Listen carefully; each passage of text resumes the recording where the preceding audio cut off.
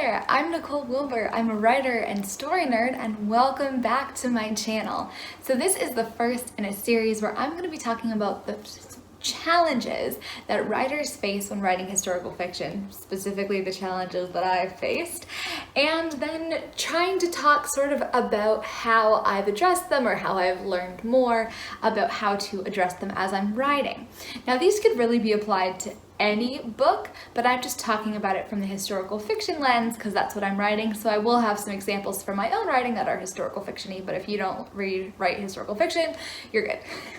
So one of the things that I found the absolute hardest when I was starting my book 1837 that really delayed me for quite a while actually was the narrative device that I was using. Point of view is the vantage point from which the writer tells the story. We've heard it many times, first person, second person, third person, but before you figure out your POV, you should figure out your narrative device. Now, I had a really great conversation with an editor and we talked all about narrative device, which is why I'm very excited to be making this video because I was really struggling with it. So I'm going to take you through sort of the things that I learned about narrative device to hopefully help you if you're struggling. And I'm going to link the original StoryGrid articles where I found out about narrative device below as well. It's really interesting. It is conceptual though, so again, it's a strategy that you use if it helps you. If it confuses you, just put it to the side. Don't use it. Whereas POV is the vantage point from which we view the story, narrative device is the lens through which we see the story. So it's the who, what, when, where, why of the storytelling, right? So the plot, the plot is what your actual story is. And that's very important. You have to get that right. But sort of the second really important ingredient is your narrative device, or how you're telling the story. You have your what, you have your how. We're talking about your how. Now, narrative device has these 4 questions to ask yourself, and I'm going to go through a ton of examples in just a minute. But the 4 questions are: who is telling the story? To whom are they telling it? Why is the narrator telling the story? And where and when is the narrator? Okay, so why the heck do we care? Quick anecdote here. I was editing or beta reading, critiquing a story on Scribophile, which is a really great critiquing website. I have some videos about it if you're interested. And it was a cool story. It had a really cool premise. It was one of those sort of retold fairy tales where it was telling the point of view from the villain of a fairy tale. And the villain was basically saying in the story, look, like, I got a bad rap in this. Actually, I was way more evil than you thought I was, and I'm gonna tell you everything that I really did, blah, blah, blah. And it was a really good voice, but I didn't feel like the story was really sort of moving, that it had consequences overall. I felt it was kind of missing something. So one of the questions I asked the author was, why is this character telling the story? It was first person voice, it was very voicey. He said, I want to give you my full confession. I'm like, okay, why is he giving this confession? Because maybe that could be the secret to sort of figuring out the sort of ending, like the escalation, the tension, like the reveal at the end, something like that. And, why are they telling the story? And his answer was, because I want to win the contest. And I was like, that's not what I meant.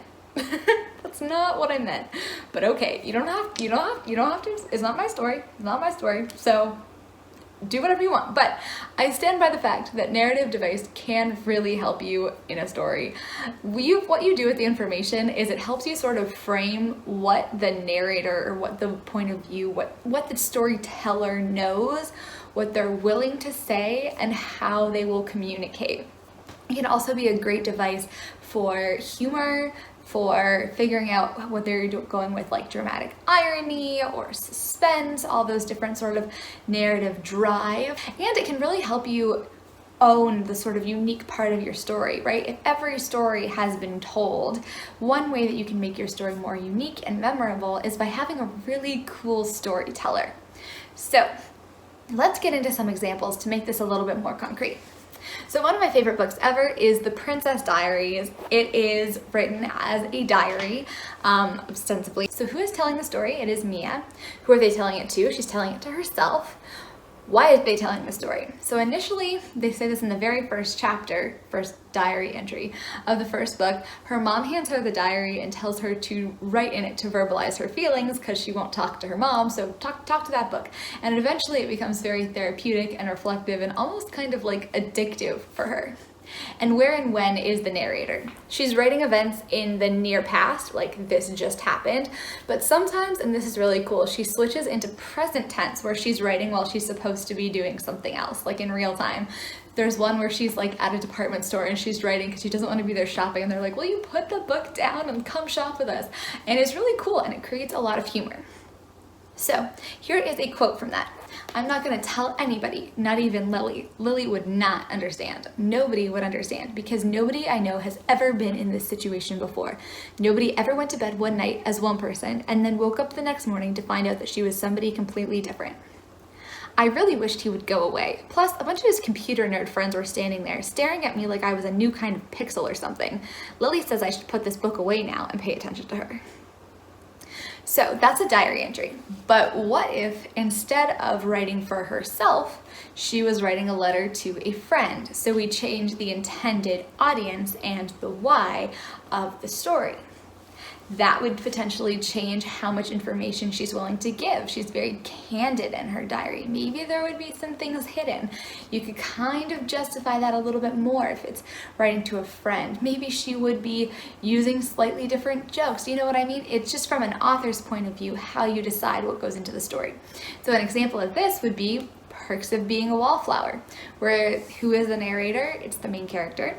Where is the narrator? They're at home. They're writing after events. Who are they telling the story to? They're telling it to an unidentified friend who's addressed as you, which is interesting. And how does this change things? So the style, it's obviously a very different kind of book. It's still YA. It's a bit more descriptive, a bit more literary. You can better justify holding information from the audience because people pick and choose when they want to share things with friend in a letter, and the word you does create the sense of speaking directly to the audience. So rather than Mia telling the story to herself, for herself, the you word is really him telling the story to you. So it just gives a different feel and experience for the reader. And here is an example of that. I should probably go to sleep now. It's very late. I don't know why I wrote a lot of this down for you to read. The reason I wrote this letter is because I start high school tomorrow and I am really afraid of going. Cool.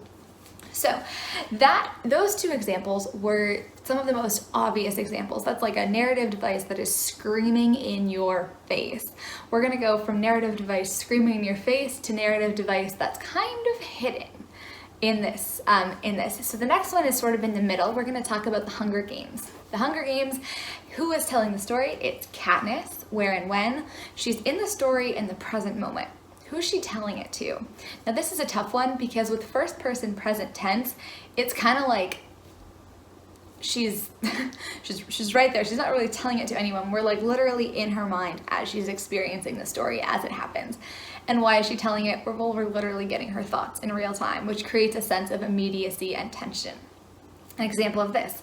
It's time for the drawing. Effie Trinket says, as she always does, ladies first, and crosses to the glass ball with the girls' names. She reaches in, digs her hand deep into the ball, and pulls out a slip of paper. The crowd draws in a collective breath, and then you can hear a pin drop, and I'm feeling nauseous and so desperately hoping that it's not me, that it's not me, that it's not me. But what if it was in past tense? If it was in past tense rather than present tense, maybe Katniss would be speaking from after the revolution with the benefit of hindsight. Maybe in that case, she would be telling the story. She would be telling the story to her children or to a history class or to an unidentified audience.